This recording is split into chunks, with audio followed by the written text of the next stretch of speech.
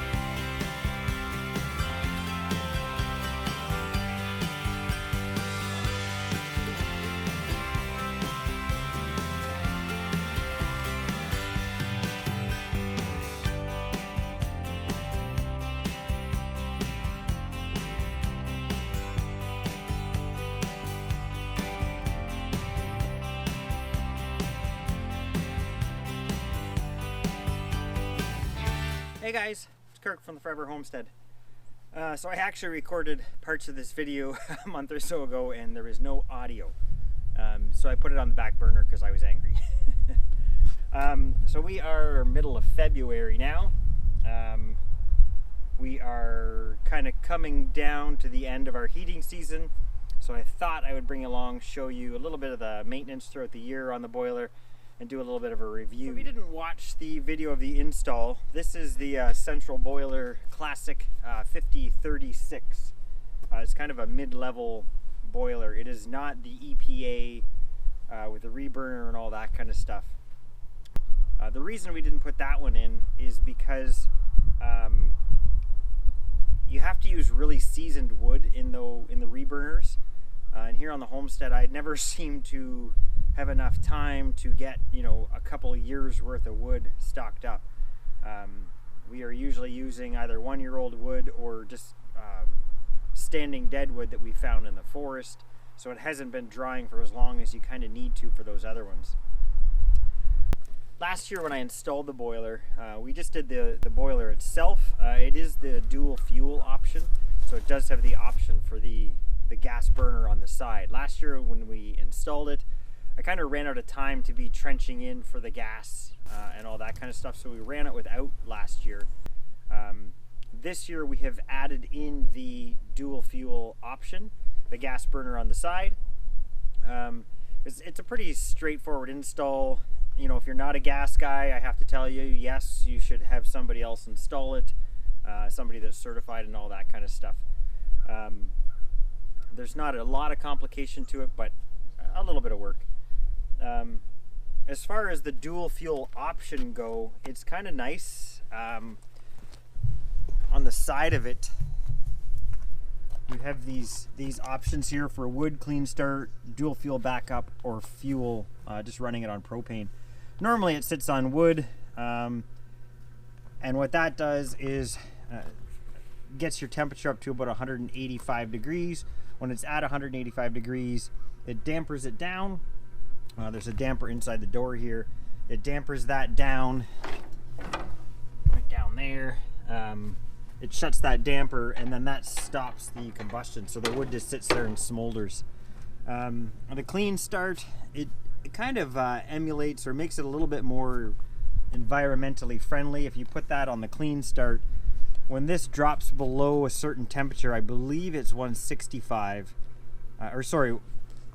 with the clean start, when the unit calls for heat, so once this hits down to 175, it opens that damper up, but it also opens up the gas burner on the side. So when it first opens, it fires propane for a predetermined set of time. There's a timer that you can set, and that stops a lot of the black smoke from coming out. It'll fire for that, whatever that set time is, and then it turns off the gas and continues to burn on wood until it gets up to 185, and then it shuts down again. The other two options, dual fuel, if you're kind of going away for a period of time, you can run it on dual fuel. When you ran out of wood, it would fire on propane to keep things from freezing or whatever. And then the fuel option there is just to run it solely on propane.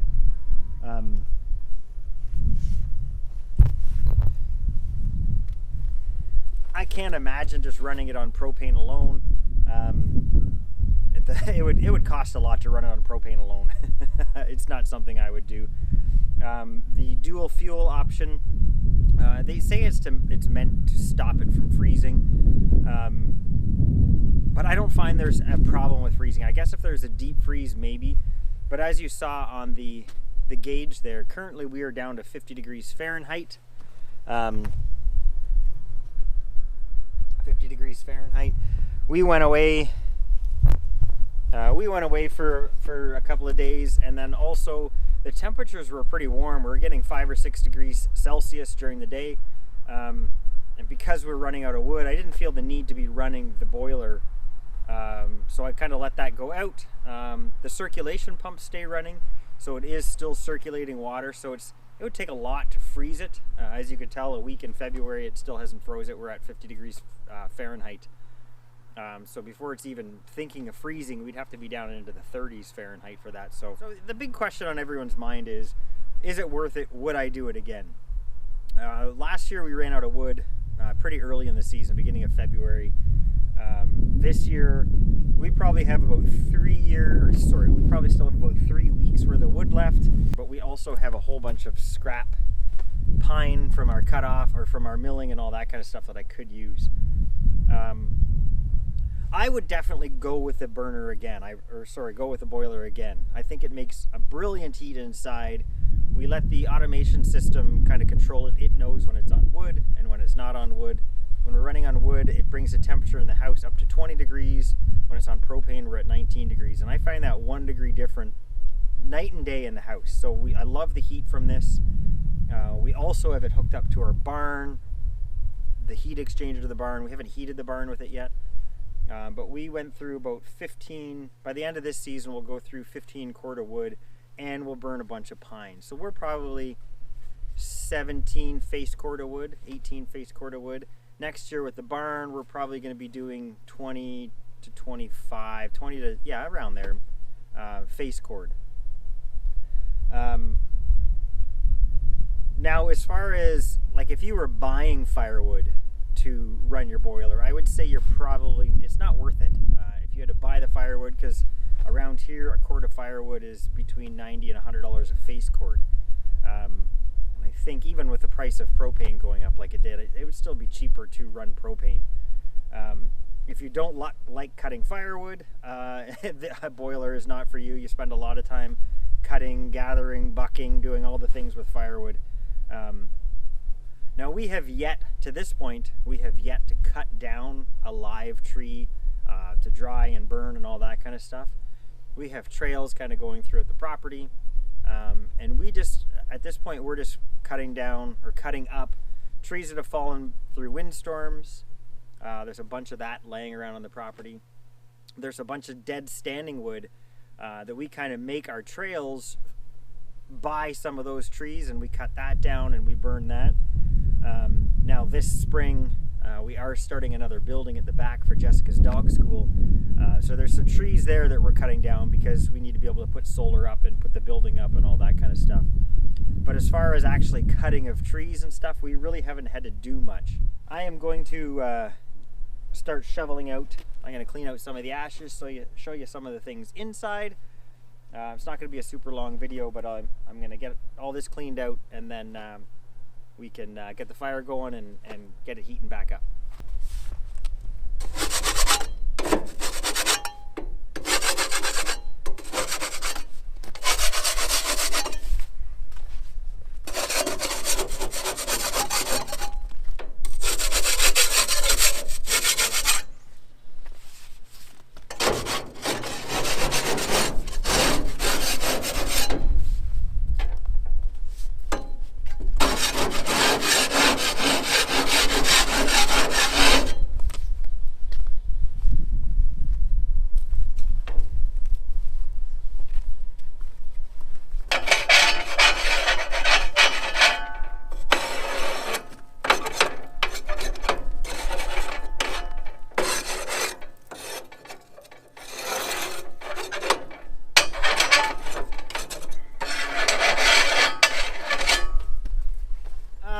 pretty much every day before I relight the fire, or sorry, before I restoke the fire, I just do a quick scrape of all the creosote.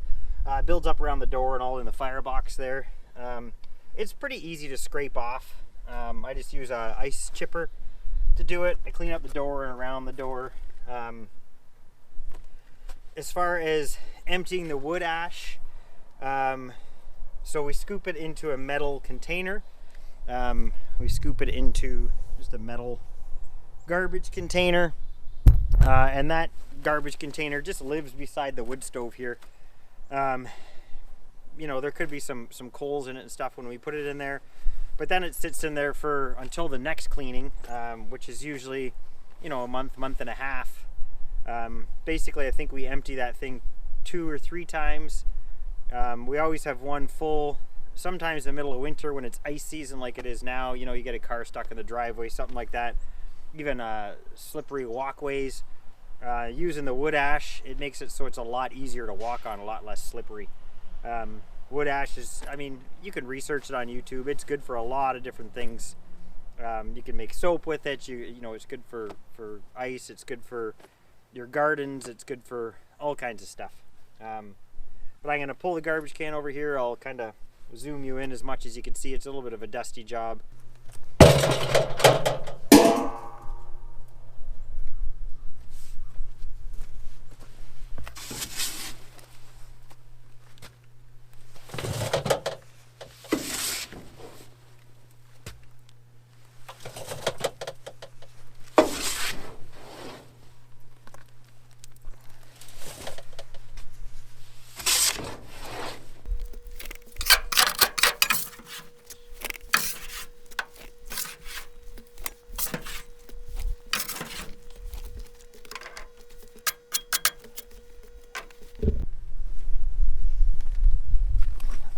So the other thing we do is once a week we add this ash troll stuff.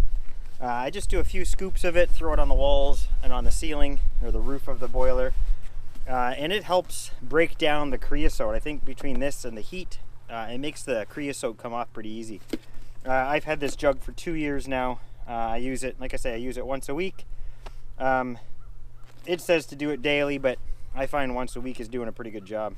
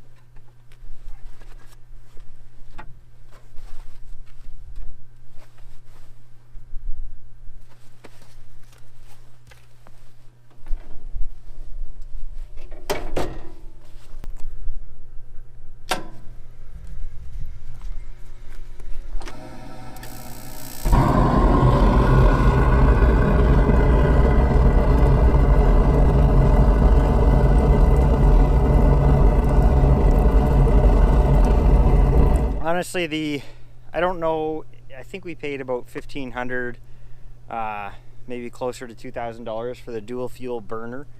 I bought it kind of as a just in case, you know, if we had to go away for a long period of time in the winter, being able to know that, you know, everything's not going to freeze up, because your only other option would be to drain all the water out of the boiler. We do run water, not glycol on it. But the big thing for me with the dual fuel, we don't have to relight it most days. Most days there's enough coal or coals left in there to reignite the wood that you put in. But on days like this, when it's completely gone out, it's nice just to be able to turn the burner on, let it sit for about 5 or 6 minutes, and then I can turn it off and the stove's lit. So that is one of the benefits. Is it worth the money? I'm not really sure. So far for me, because we're here all the time, I wouldn't think it's worthwhile, but maybe down the road, you know, if we ever want to do some traveling or anything like that, yeah, right, like we're ever going to be able to travel, it might be worth it then. But yeah, so now the biggest part for the rest of today is I'm gonna have to, because we're down so low, it's gonna go through quite a bit of wood today. I'll probably have to reload it about 3 times to get it up to temperature. And as you can see, we are pretty low on firewood. From there to there was all firewood, and then all of this. So we're down, we have this pile here, and that will last us about 3 weeks. So, and then we'll have to start burning a bunch of the pine and stuff there. But probably by mid-March, it'll be time to, let this thing go out. The house will switch back to the propane boiler, but even then we still have a bunch of wood for inside the house. So the wood stove in the house will still be burning, and the wood stove in the house also heats or also connects up to a buffer tank in the basement that also connects up to this. So everything's kind of tied into one system for us.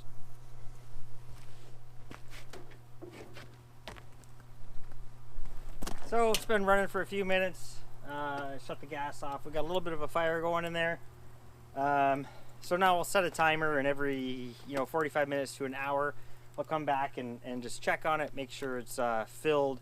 And that's only for this first time because the temperature is so low. We have to rise up. We're at 67 now. We started at 50, so we have to go up 100, 120 degrees or so. So probably once an hour I'll just throw a couple of pieces on it and we'll be good to go. So I'm probably going to do one more video this year on the boiler. That'll be kind of the end of the season, where I clean out the chimney, put the cap on, kind of inspect the door seals, lubricate parts and all that. But there'll be more about that next time. Until then, have a good one.